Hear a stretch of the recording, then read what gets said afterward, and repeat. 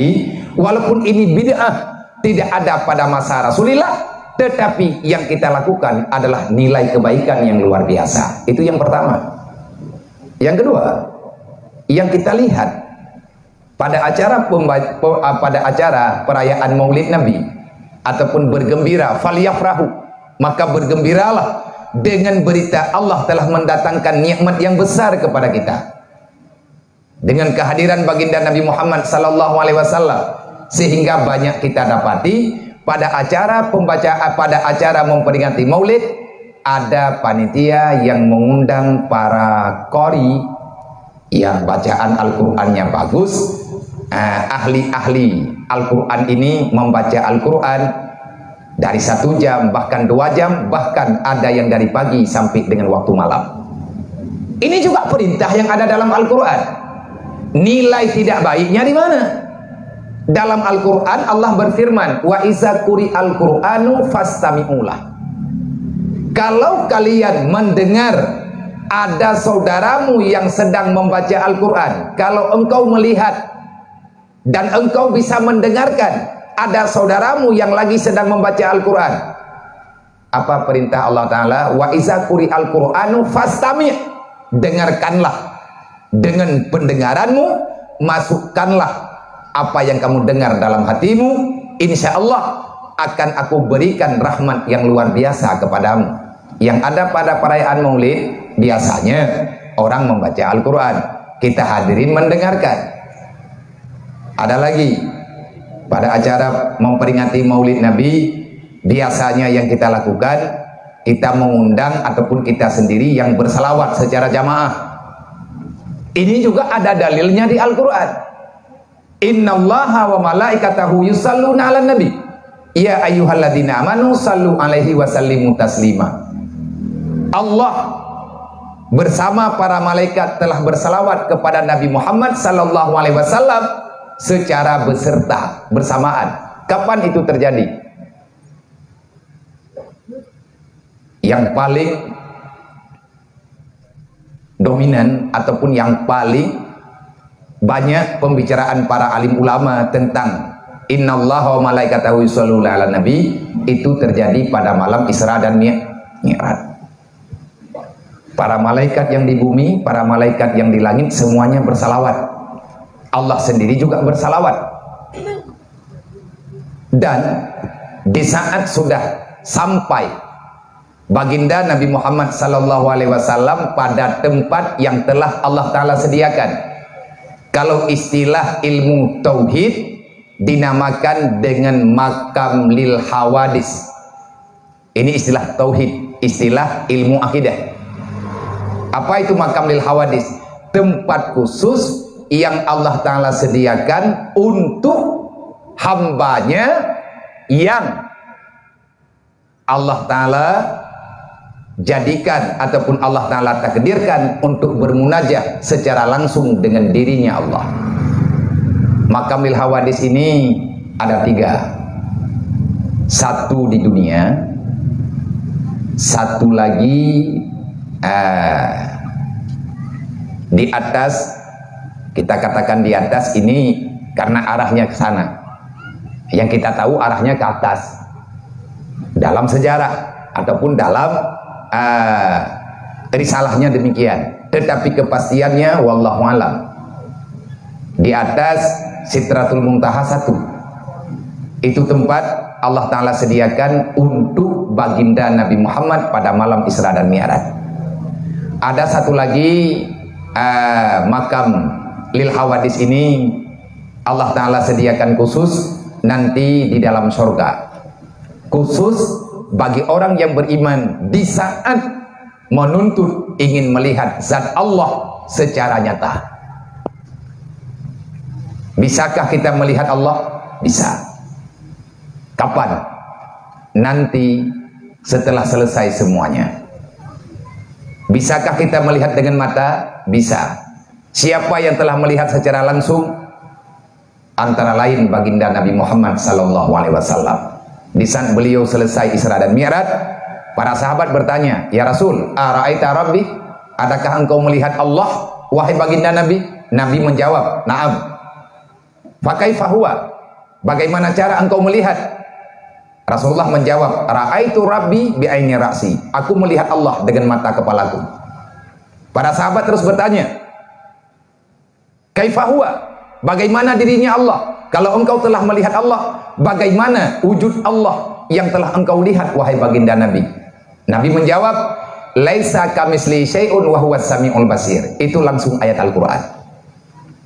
Tidak ada perumpamaan apapun bagi kita yang bisa kita tamsilkan, kita banding-bandingkan antara Allah dengan makhluknya.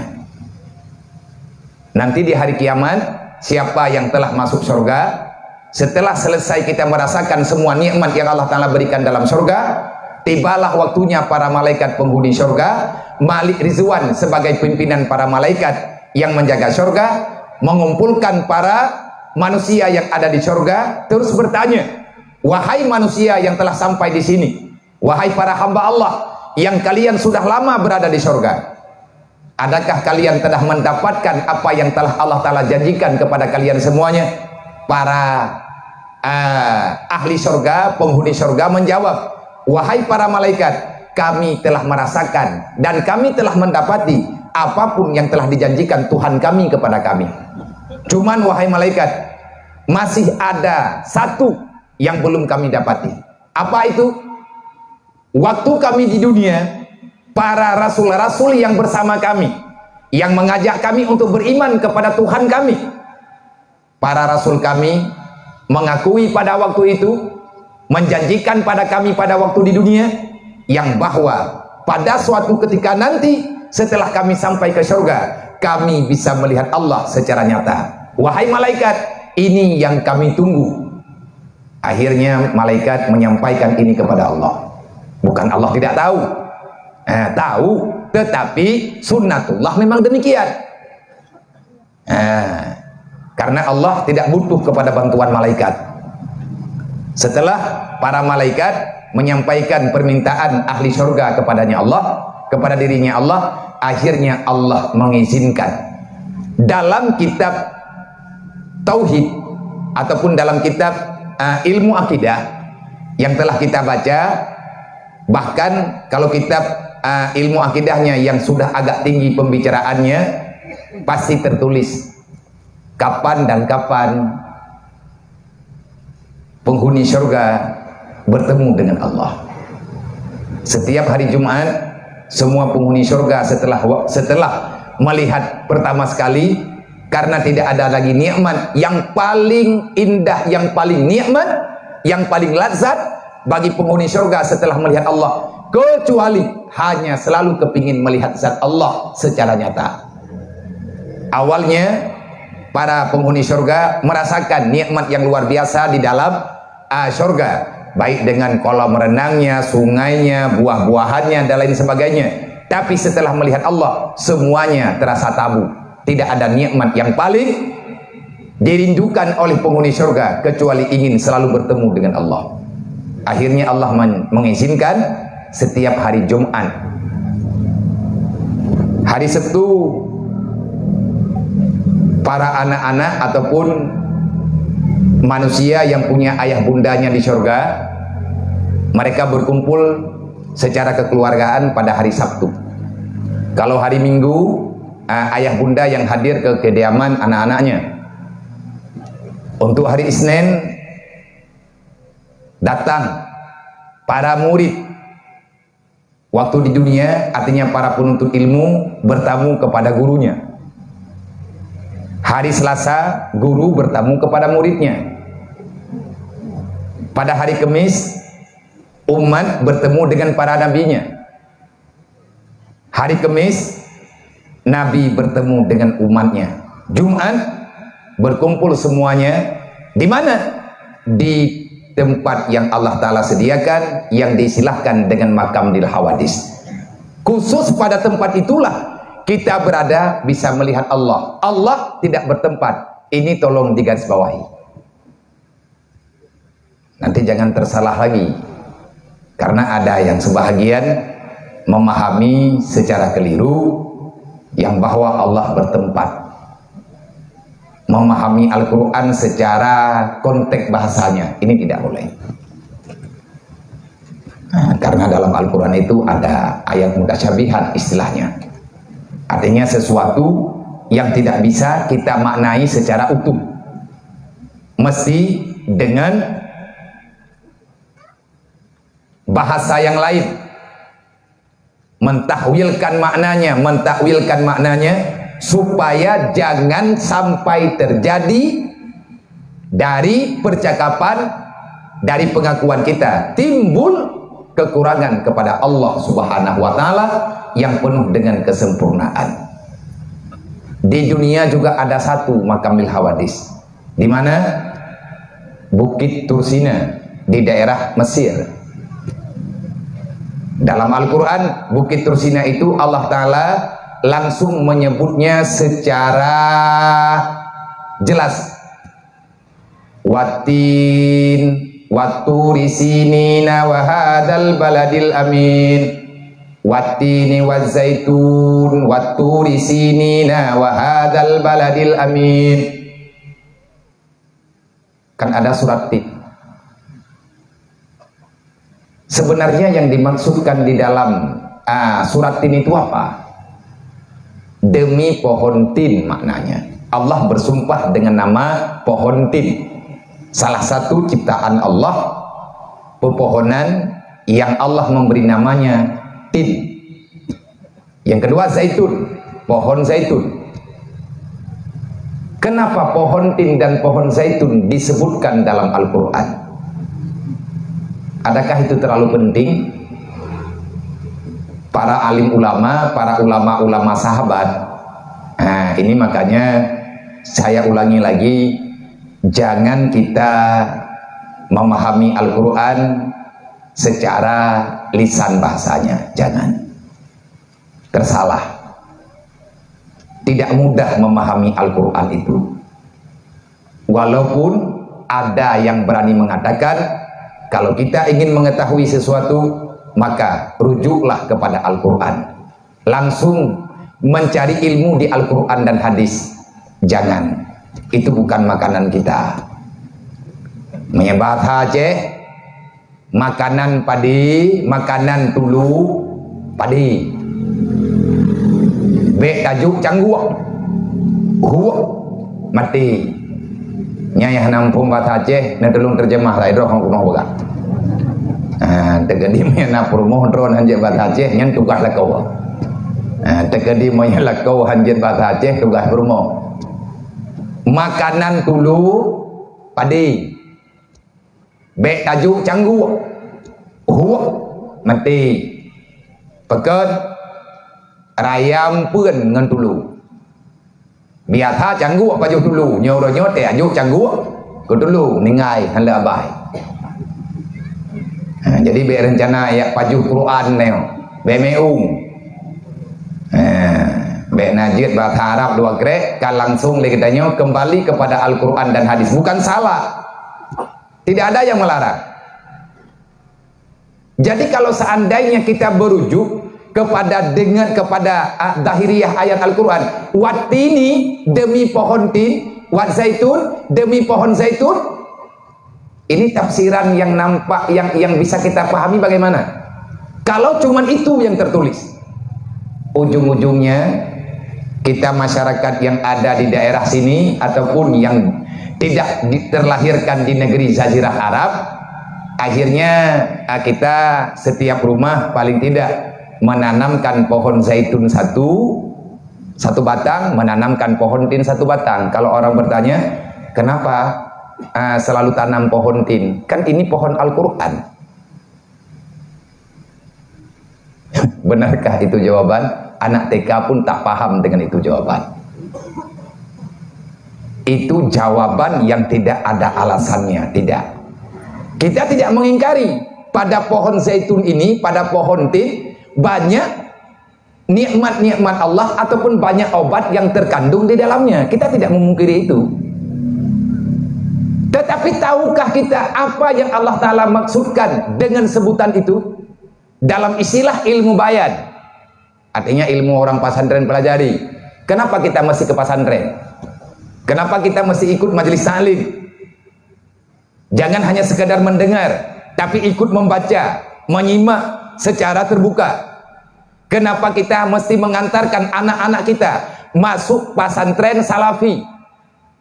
Alasannya cuma ini, jangan sampai nanti kita salah memahami kebenaran agama. Islam tidak bisa kita pahami melalui buku-buku bacaan, tidak bisa. Karena ilmu tidak ada di situ, bacaannya ada di situ. Terus ilmu dari mana? Dari Allah. Wasilahnya melalui kitab-kitab ini. Ini diantara lain. Ilmu, al-ilmu nurullah la yahdi ila man asi. Ilmu ini cahaya kebenaran yang langsung Allah Ta'ala berikan kepada orang yang beriman. Allah Ta'ala masukkan dalam hati orang beriman, orang Islam, dan itu tidak akan pernah berfaedah bagi mereka yang sudah senang dalam kemaksiatan.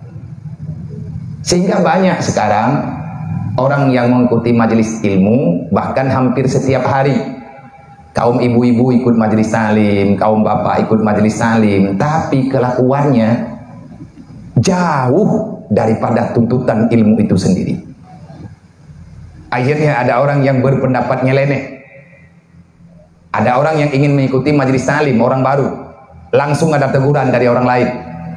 Kalau kamu mengikuti ilmu seperti si Fulan, nggak usah. Dia tiap hari, tiap saat belajar ilmu, tapi kelakuannya Masya Allah. Ini yang salah ilmu apa orangnya? Orangnya mungkin salah, tetapi yang salah bukan tubuhnya, hatinya yang bermasalah. Sebanyak apapun ilmu yang kita cari, bisa kita pahami, tetap ilmu itu tidak berfaedah kalau kita masih berani tidak mengakui dosa yang telah kita lakukan kepada Allah. La yahdi ila man asi. Ilmu itu tidak berfaedah.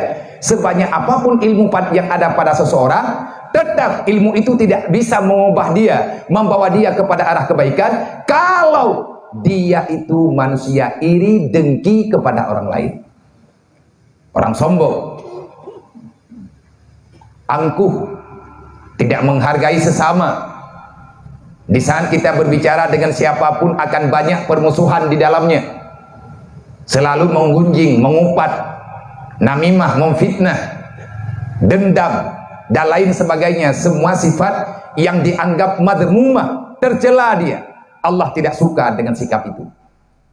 Selama ini masih berlaku pada manusia yang ada di dunia, walaupun dia itu orang yang banyak ibadahnya, tetap ibadah itu tidak berlaku yang bisa memproses kepada arah yang lebih baik. Orang sholat, tiap hari sholat, bahkan jamaah lagi. Sholat jamaah 5 waktu. Sebelum imam masuk, beliau duluan. Bahkan jadi muadzin sekalian. Tapi kelakuannya lagi urang hana gebang 5 ke jamu. Yang bahasa Aceh dikira, hana mangat ke bahasa Indonesia. Itu boleh awaknya. Yang bahasa lain pun hana mayak tulur ruang. Panina bahasa Indonesia tulur ruang. Tulurnya kan klo ruang biasa, klo punyuang. Hang kita orang pegali. Kan le punyuang klo, tulur-tulur ruang ibadat. Bahasa Aceh jamu hana mayak untuk kau lebut. Hana mayak raya uleh tuut. Hana tulur ruang. Hana mayak butut. Mata terbelut ke malam sana. Kok jai bahasa Aceh. Nah orang kop jemut ke giam buat akai ke melempah bro. Sehingga orang-orang lain boyak buat gara-gara tanya aja. Kaya igop trauma manusia lain untuk diikut ilmu agama. Padahal ke jahat yang ada dalam hatinya Allah belum memberikan kemaafan. Sembahyang sampai-sampai 24 jam semaya. Tapi asai lewat celeng masjid, kapura-pura tengut lah. Pura-pura hana me dompet lah. Hana peng bicah lah. Kan mutaun urang. Nyan hantu yang ijit tambang lang ke masjidnya keganya. Iblis. Manusia yang sudah ditalbis oleh kekuatan setan. Bahkan menantang apa? Inna salata tanha anil fahsya'i wal munkar. Sesungguhnya salat 5 waktu yang kita lakukan, yang kita kerjakan, itu berfungsi untuk terjauhnya orang yang salat daripada segala sifat keburukan dan terhalau dia daripada segala bentuk pekerjaan yang dianggap jahat dalam agama. Istilah yang paling mudah, salat ini berfungsi untuk menjadi benteng bagi kita pribadi, benteng di dunia, tidak dijahati oleh nafsu dan syaitan, benteng di alam barzakh, benteng di saat kita ingin keluar daripada dunia, kita selamat iman, masuk dalam alam barzakh, aman daripada fitnah. Nanti pada hari kiamat, orang yang benar salatnya diterima oleh Allah, salat itu akan berubah menjadi benteng supaya dia tidak tersentuh dengan api neraka. Ini diantara hikmah kehadiran Nabi Muhammad. Kenapa Allah menghadirkan Nabi Muhammad? Allah ingin memberikan hadiah terbaik kepada baginda Nabi dan juga kita semuanya yang mengakui umat Nabi. Apa itu hadiah terbaik? Salat 5 waktu belum pernah ada pada nabi-nabi sebelumnya. Tegolong Nabi Muhammad hana semayang 5 waktu. Pakan Allah Ta'ala gepelahi Nabi Muhammad karena genak juk semayang 5 waktu ke gedeng. Kupua semayangnya ngat gelah tebak kejahatan, ngat selamat urut kiamat di atas titian siratal mustaqim. Nyan fungsi semayang. Jadi beta minta alasan sibuk pekerjaan lah, ada tanya sibuk dengan keadaan, tidak ada waktu untuk salat. Nanti kalau saya kehidupan sudah normal, kalau saya sudah agak mendingan dalam segala masalah, insya Allah saya tidak akan lagi meninggalkan salat. Lagi nyot acok kesimpulan sampai ke kiamat hanagat udip. Yang tanya karu mau pematuh bola langgunro, karu masjid ubat bum. Yang karu paju balhem. Kan ubat namun resep terbu, hampulih deh. Yang penyakit bangai, burur gitu. Tertipu engkau. Karena kamu nggak ngemat Aceh lah. Kati rodro kan awak mengaku. Berarti punokon ya ilahnya roh ini. Tak, aku mengaku pegang bapa lain 17 juga. Sama anak puas ini, tateh bahasa Indonesia, bikin liu dengan hanjir deh. Dah hanjir pegang bahasa Indonesia mendung. Ya kutu ujinya mana lewat baju kupi roh. Yo te kuo kampung yo kena balik wah kalau dengar lawan yang ini yang terus kampung te kai khun hai ura Aceh kan dong koron ada chữ aru Medan jak kam bahasa Indo nah ik mentap baju kau leuki lambo luping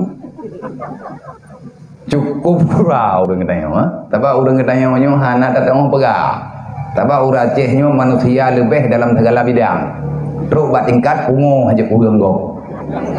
Ngai tanya ura Aceh, menyana uri pungo-pungo dro yang tanya nyan kadawa. Nyan langsung juga khut. Oh, kapu pungo-pungo dro kikah lu. Pajan ka pungo kikah, ngaku pegah pajan pungo lu. Yang kena pegah awai yang pungo kau. Nyan bangga ke? Kacik timang pungo kah, ngaku timang pungo lu. Ikah baru kena pungo, ikah baru kena pulih. Jadi orang Aceh tedangnya yang kemenai deh. Lebih bak karu, lebih bak dawa, dempu lebih deh. Berat. Mungkin yang kiban tak pegah gen, tabah ura Aceh nyo huhang. Maya kenek tajamun huhang tat ura Aceh. Behu lebih. Lang sejarah ura Aceh nek kedayo behu lebih behu. Dukna batat ura Aceh ate gemu perang Belanda. Matotang ngan parang gepreng. Nanti yang bapak urung tuha jamun dukna behe urang Aceh nang kaji ikan le Belanda Aceh pungo. Yang tukang pegah Aceh pungo Belanda berji Aceh pungo. Dukna pungo matotang ngan parang gepreng. Lewat matoteng Belanda senjata lain hitan parang yang nak baca